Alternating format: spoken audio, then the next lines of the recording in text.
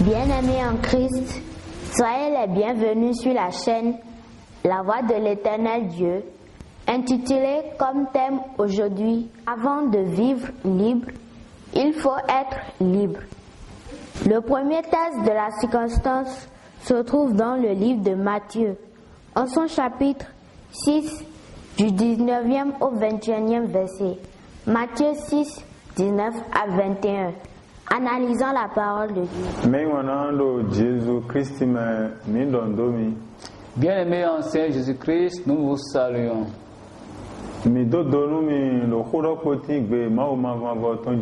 Recevez nos salutations fraternelles depuis la chaîne La Voix de l'Éternel Dieu.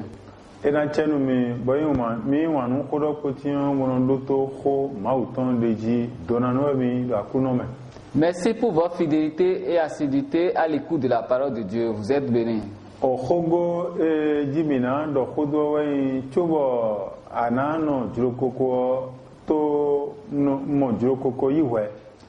Le thème sur lequel on s'appréciera aujourd'hui est intitulé « Avant d'être libre, il faut être libéré ».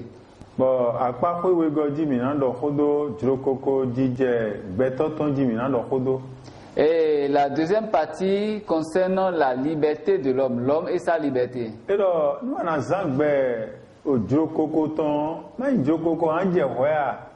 Avant de prétendre à une vie de liberté, il faudrait d'abord être libre.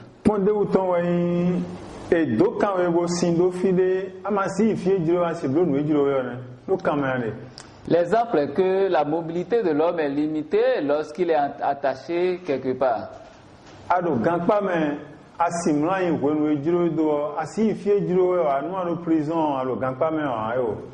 Si tu es dans les liens de la servitude, il est évident que tu ne peux pas faire ce que tu voudrais. Donc la condition c'est de quitter la prison d'abord avant de prétendre faire ce que l'on veut.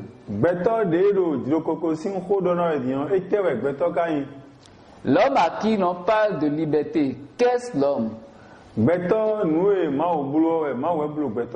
L'homme est la création de Dieu.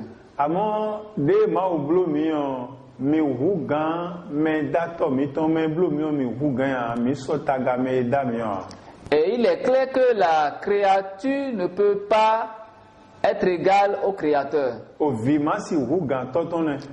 ne peut en aucun cas dépasser son père.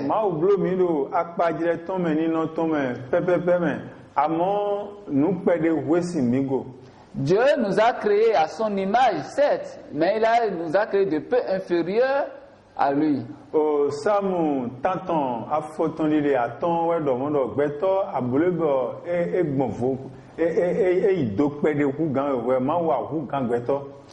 Le livre des Psaumes 8, verset 5 là, clairement énoncé. Donc,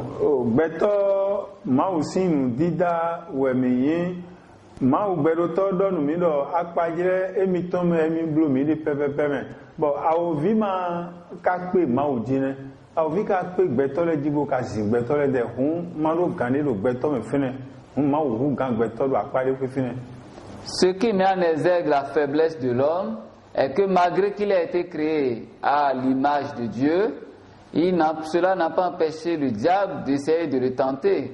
Ce même diable n'a pas pu tenter le Seigneur et il ne le pourrait jamais. Mais sur l'homme, il a pu avoir cette emprise. Ce qui montre qu'il y a une toute petite part d'insuffisance que nous avons, pas égalité avec Dieu.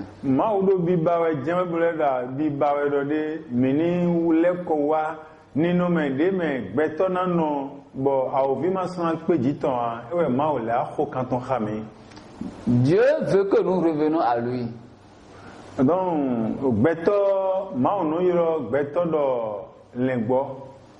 Et nous sommes devenus ses brebis.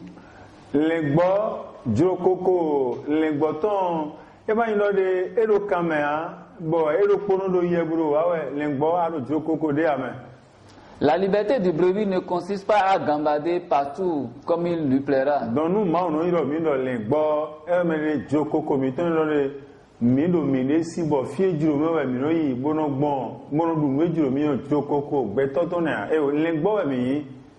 Si Dieu nous appelle brebis, cela veut dire que notre liberté n'est pas telle que nous l'apercevons.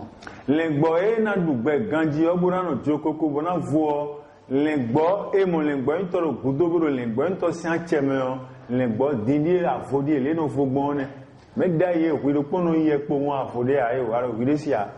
Le brebis qui jouit réellement de la liberté est celui qui reste sous le couvert du berger. Le tato wenu lengbo okwido pono gedo yiwe o ajoto re na pachenwe adaka re na pachenwe ajoto re na fiwe adaka re na won afowe amado widesine lengbo into kado gudonwe o enele de masi wawe ne kun beto lengbo mi.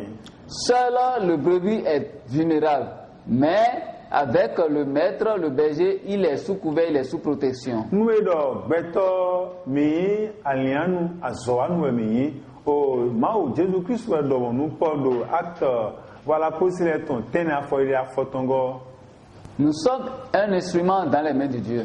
Eyedo azoanu mi yo jokoko azoanu ton maino de eno ede dodoko ne azoato lo fine abo azoanu de mi je bo no ejuro mi na blodia azoanu asiwa no ejuro azoato mi voa beto azoanu mi.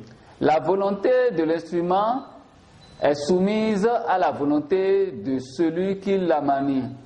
On nuenele de zedo betogo ekhlero de jokoko betoto ni lo edo pono gedo yiwe po won eo enya zowanu jokoko e ga moto emi inu akuno keke no won emi de nu akuno enye ga keke po mo mere ma pachena mere je fe na zemra dopo ajoto si do o beto jida si do me ma keke kun ani so si kheji ito khane kheji bo keke na won ko hun na gbado fi hun keke ado jokoko de a sans que me ton yo ma kheji to ya hun ado widesia. Nous sommes un instrument entre les mains de celui qui nous utilise et sans lui nous ne pouvons rien. Ne hun beto nuwe yone jokoko mi ton ma wo go je mi na gando to be na no de eje de si dinugbo viwe mi yin vino no ede sia vio jokoko vitone no ndo inde si bo fire jomi o vino iche ne jomi o no ndo jomi no bolo jokoko nde gbede me vi ado jokoko de ado wire sia me. Notre liberté dépend donc de Dieu. Nous ne pouvons prétendre à une vie de liberté sans être soumise à la volonté de Dieu. Do oto we no pon nu dragbe viton boto kajo vio do vio de du kare mi no mi ne sire mi je jokoko agbere vi jokoko to ne a to lo me na je jokoko de. C'est le Père qui fait la liberté de l'enfant. Beto bo minando de jokoko beto ton nwe banu miwe ma ogbero to de ewe ndo de ma oni no je gudo miton mi dele ko ma okona no ton ewe jokoko jije miton eyan do to to esian lo me dion fi dagbe we to to na kun khelewe ado lengbo to to esian cheme on lengbo to David no somo o konu kwanton gome edo lengbo to chi o ma we eno kemi gban li dagbe leji eno kemi gbon fi dagbe fi na gbon mana mono mana dule a lengbo fi eno vodeyone a vodelo jokoko ne. Donc le bon berger c'est Dieu et c'est lui qui fait notre liberté. Donc beto do edesi emo mawa azowanu ado azowato sia bokare mi je jokoko a gbede vi ado mopo nso bodore mi do mi resi mi je jokoko a ewo nuwe ba ma o denu mi ndo mi no mi resi po wa ewo e ma mo a ovi ere na ze mi na blo nuwe juro yona vie ma do tosi a cheme a me de gbedu eno don mo no zan eyin onu via. Tant que nous ne dépendrons pas de Dieu, nous serons soumis à tout.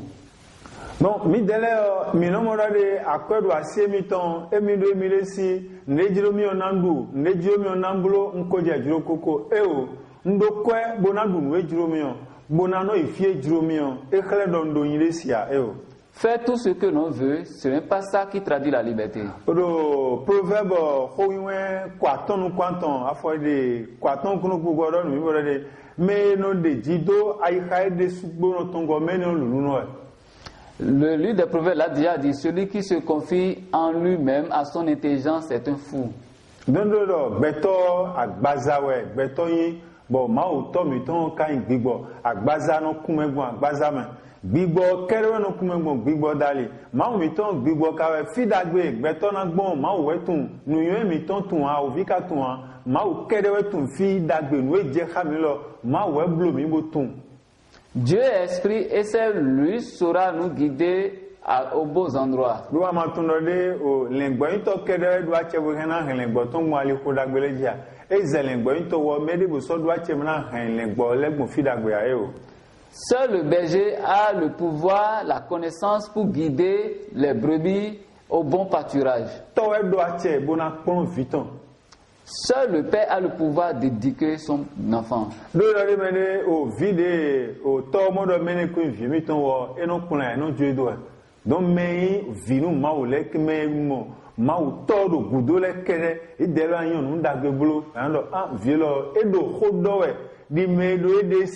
Vielo do nuwawe di mendo de sio ni do vielo dion todo gudoni do to esin ho no do no mele do ede nu e to no kuno mele o to e kuno vielo to e kuno kuno mesi donc vie do ede sin gbo o vide to kuno be do to sin acheme o viene no jokoko vijo viene. Seuls ceux qui se réclament de Dieu et se soumettent à sa volonté sont réellement libres. Et morning guano poko biton le do to biton gbigbo e boka mi sunzoni gbon gbigbo ben do fi no di toton e donc o ma o biton gbigbo o sen do mi le bi o sen le gbigbo sin sen le we donc e je gbigbo je mi na mo ko chobna si gangbon gbigbo ben e ma mi jodo mi si wa no je kha mi le ya e o. Dieu notre Père est esprit et il a une connaissance illimitée, donc trouvons notre liberté en lui en se soumettant à sa volonté. Donc, Dieu koko mi deleton wa ndode nous e mi na do mi do di do e fi e mi na gbon mi do gbin gbon e mene do de si amonu an gbeto bo adoko de amasi do ale ko gbeto ma si do anu an do na mo de a melo do de si amen ka mo no ko de jo mi no do pon wa de mi si o ado khoto kho de ra bion eti me mando de sinon ado no mbolo we di me mando de sinon me do de sio no je kha gbeto be na mbulubo me ni je fan do le gbeto no wa ngbon ne le gbeto no do khogbon ne me ne do de si. Celui qui agit de son propre gré n'est pas sous la directive de Dieu, n'est pas sous la direction de Dieu et il agit mal. Donc melo ay ronsian cheme melo jehome kpom bomando beto mejo me de pa glory na no bomando tosian cheme lengbo tosian cheme nu wiwa ton eno gbonfo do beto le tenti. Quiconque n'est pas guidé par le bon berger, vous verrez que ses actions sont autres parmi les hommes. No vi mi ton angelo enati akpako de bodego o nuwe ba maude nu beto jokoko e na gbaje me supono mi de ton mi na do telefone mi donando akome na chenu mi. Notre frère Angelo abordera bientôt la troisième partie qui est Dieu et la liberté. Nous vous bénissons au nom de Jésus-Christ.